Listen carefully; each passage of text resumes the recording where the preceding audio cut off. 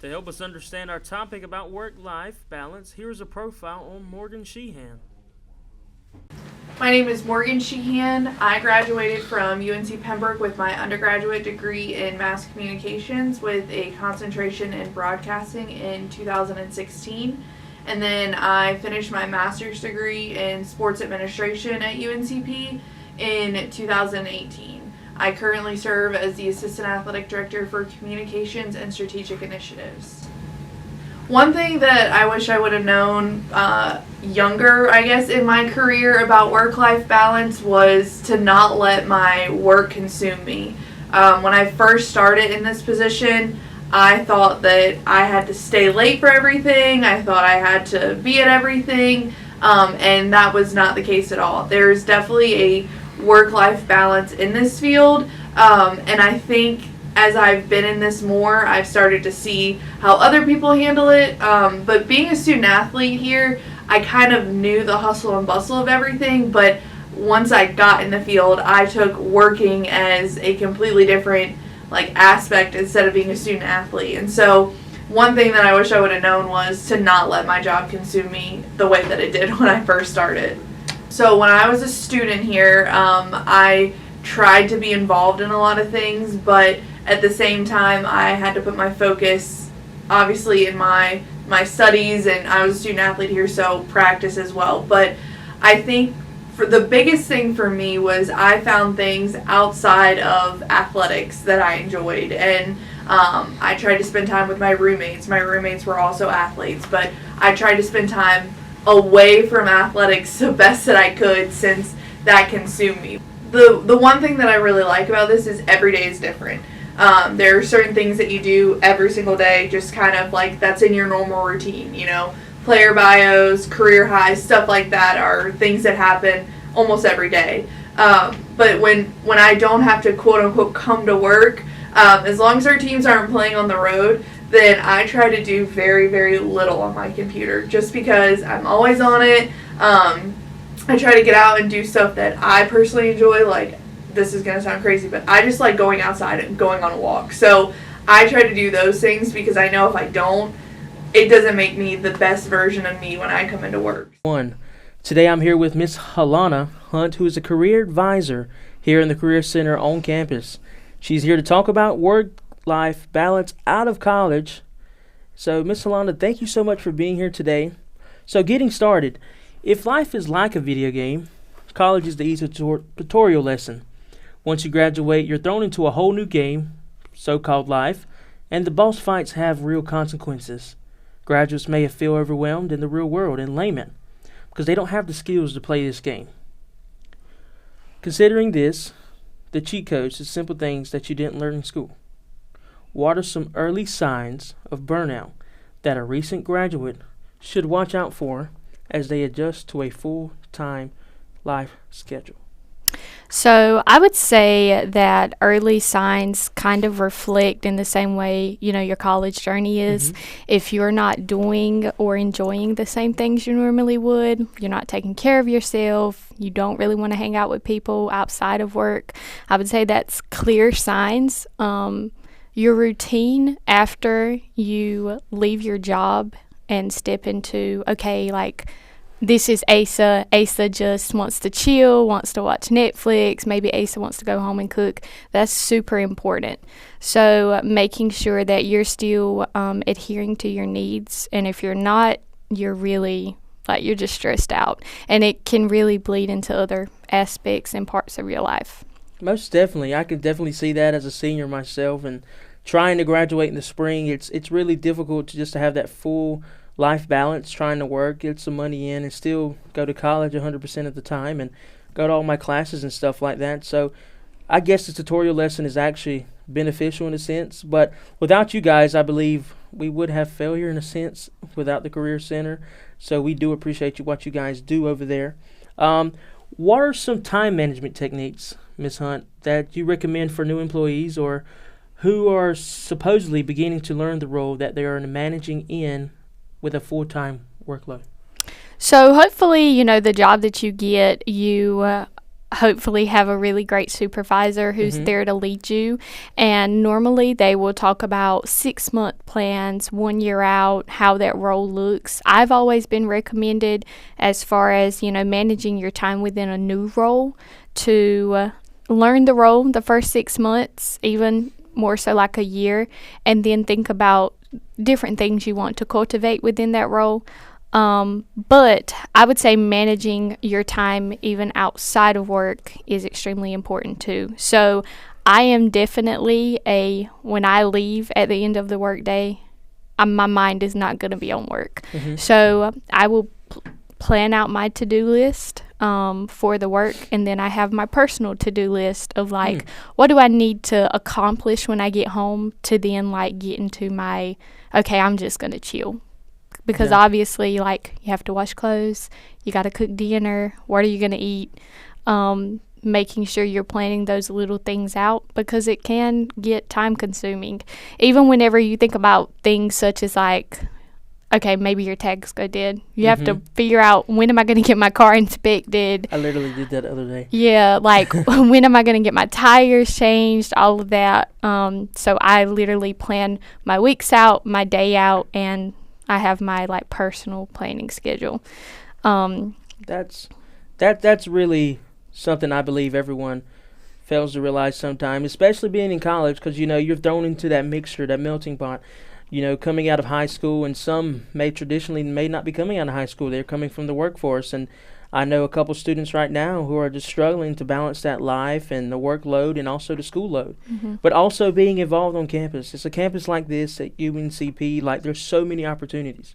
It's just amazing how your melting pot can actually melt everything together, but sometimes you will have those chunks and where it's too heavy to carry. Yeah. It's not balanced. And as you said, having that to-do list, I believe also just separating that, having those boundaries. That's something I said someone to the other day. Those boundaries you need to have where you just don't need to focus so much on one thing, because everything else is going to start falling apart. If you give 100% to this but not 100% to that, or you give 50% to this but 25% to that, and that other 25% is just, falling apart or whatever. But I definitely agree with the to-do list on having work, and when you leave work, you're going back home. Are you a mother or a husband, wife? Yeah. Yeah, so I'm married, and my son actually just turned 1 on October 30th. Wow. And Congratulations. I read a lot. Thank you. I read a lot, so I I make sure that I want to be fully present whenever I'm there. Yeah. And I recently, I would say earlier this year, I read a book. It's called Hunt, Gather, Parent. It's very educational. I would recommend anyone read it, even if you're not a parent. But it talks about Hunt, Gather, Parent. Yeah, Hunt, Gather, Parent. It's the author is a researcher, and so she spent time with 3 different indigenous tribes across the globe. And just talking about how to, teach children how to be independent and how to have autonomy over their schedules and what they want to do, because they still get to make choices. And so just being more intentional. And, I've kind of taken that into everything that I do. So even how much time we spend on our phone. If you're having a conversation with someone, we talk a lot about phones. Put your phone down, make present. Eye contact. Yeah. So kind of the recommendations we talk about with, if you're going to do an interview, how to make a good first impression. Yeah, such as this, yeah. Yeah, so. I definitely agree. I appreciate you letting us know that. Yeah.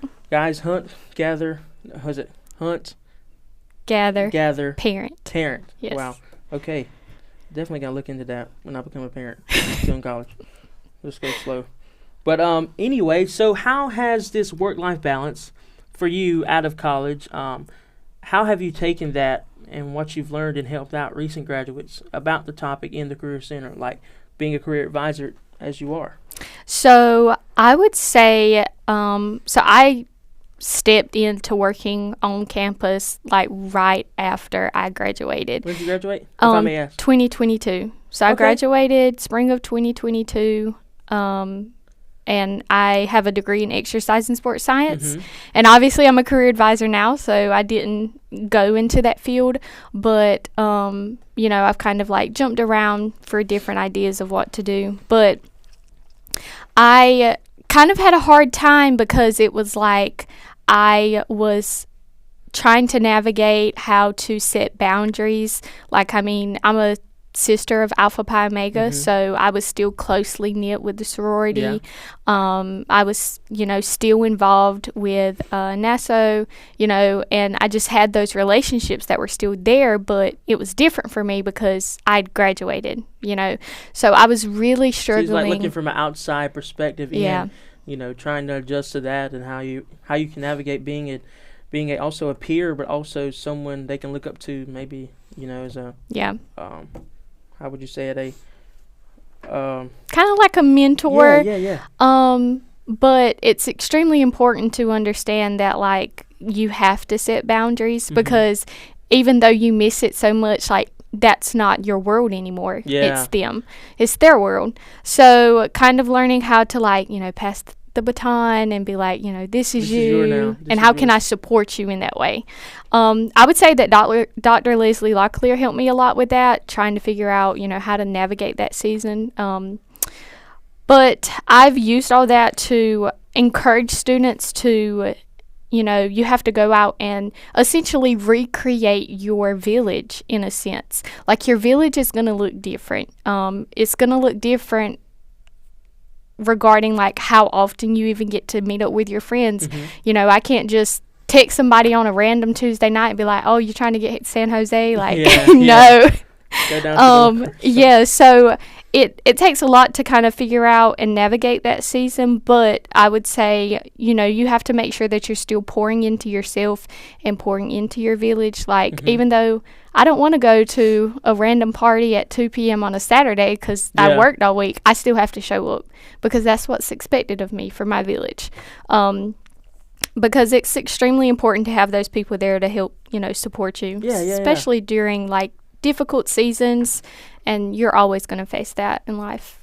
Yes, I mean, just piggybacking off of that, just in general, if we understand that, coming from a college perspective and someone who's, even though me and yourself, outside of this scenario, we're locals to this community, but still being in college and a full-time student, being involved, it's really hard to still feed others when you're in this college life. Like, in college, like, you can't always make the parties. You may have homework. You can't always make the birthdays or the baby showers, even though you would love to. Sometimes, like, you still have to focus mainly on you. And I see that once you do get out, like you say, you have to recreate that village because everyone's in their own life, but also your village still needs support in that sense because now you're adulting. You're becoming more of a professional adult, even though you technically are an adult in college now, a young adult at that.